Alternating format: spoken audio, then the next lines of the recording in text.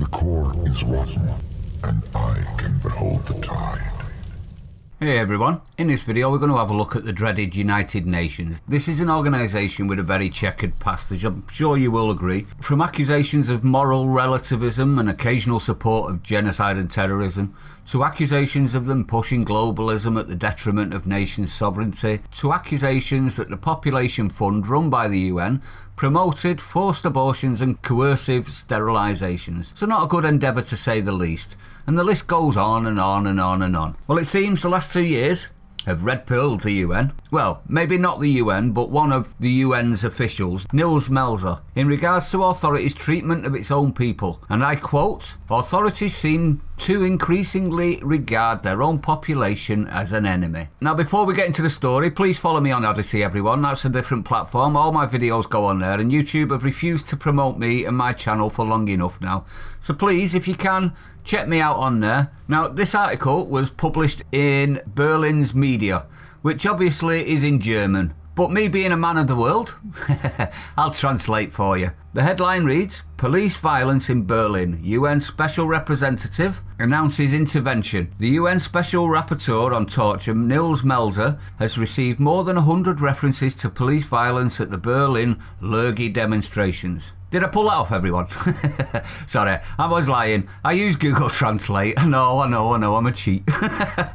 But anyway, let's read the article, shall we? I thought I'd bring it to you. Berlin, Geneva. The call by UN Special Representative Nils Melzer has led to more than 100 references to police violence at the Berlin Lurgi demonstrations, which often refer to the same cases several times. The UN envoy now has the task of examining any excesses of state violence and police attacks, informing the government of his conclusions and calling for clarification, punishment and reparation of the violations of the rules. Mesler told the Berliner Zeitung on request that his team had received a very large number of reports about police violence against demonstrators at the demonstration on Sunday in Berlin. "We will now review," he said, "and evaluate the material. Every single message and every single video needs to be accurately verified, and I will also talk to direct eyewitnesses. But my impression is that in several cases there is reason enough for an official intervention on my part with the federal government.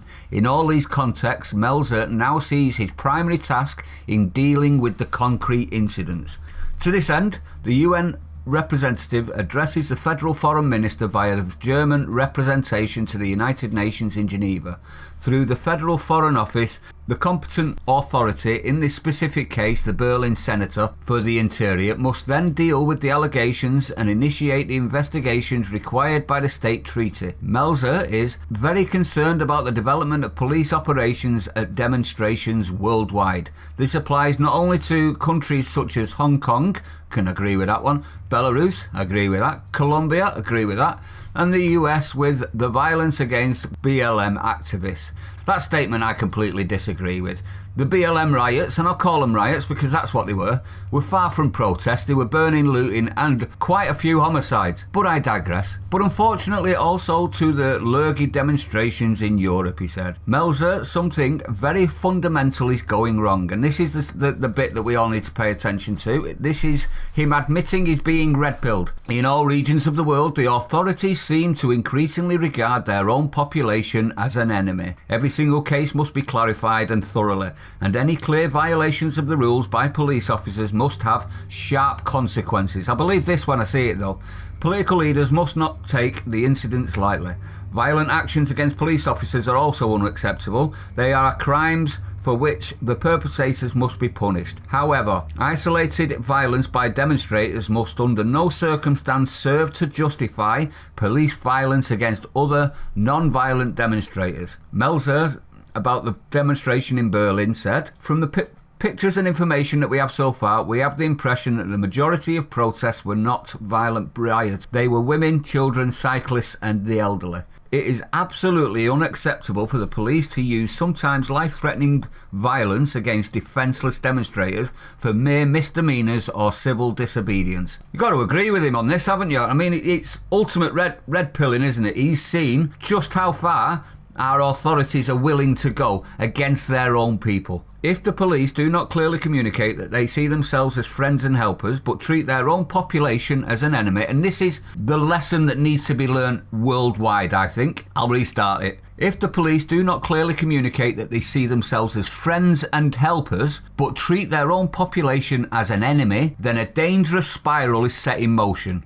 Namely, that the population next also regards the police as an enemy, and in the end, the government. It is the responsibility of every government to prevent such a development through clear, de-escalating communication. It's not happening though, that one, is it, Melda? It's not happening at all. They're just prepared to go in with the riot shields and the batons and the helmets. He also added, it is also absurd to break up a demonstration with the reference to health protection when demonstrators are rounded up and injured with completely arbitrary brutality. Mesler believes it is urgently necessary for the authorities and police to use proven de-escalation methods. And as an exemplary example, he cites Stuttgart, where police chief Carsten Hoffler declared in April during Lurgi protests that the police should never use violence against peaceful demonstrators. In the spring of 2021, Stuttgart had refrained from violently dissolving a demonstration against the Lurgi measures. So they've actually gone through with it in Stuttgart, but nowhere else. Now, it does sound like he wants to do something about it. Whether he can actually do something about it is to be seen. But it does look like the police need to start worrying, because these bodies have a lot of political clout, don't they? So I would actually start cacking myself if I was a police officer now, because you can guarantee they won't have your back. Sorry, but they won't. They'll throw you under the bus to save their political career, quick sharp, and you've only got yourself to blame. But anyway, I'd like to know your opinion on this one, everyone. Is it good to hear? I wish our authorities listened to this sort of stuff, but they don't, do they? Stay sane, everyone. I'll see you on the next one.